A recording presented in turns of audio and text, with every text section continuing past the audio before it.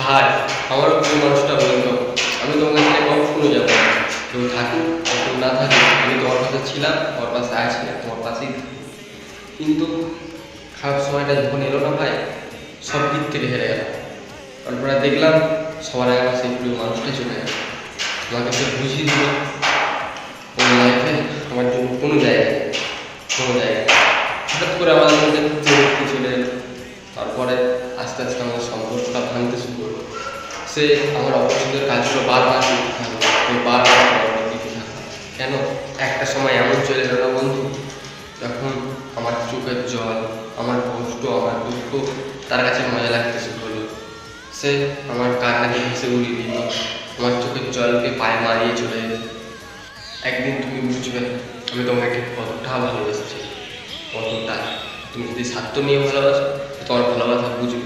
তুমি যদি শরীর থেকে ভালোবাসো, সেও তোমার ভালোবাসা বুঝবে। যদি তুমি তার মন থেকে ভালোবাসো, সে কখনো তোমার ভালোবাসাটা বুঝবে না। কেন জানো? কেন এখনকার মেয়েরা টাইম পাসটাই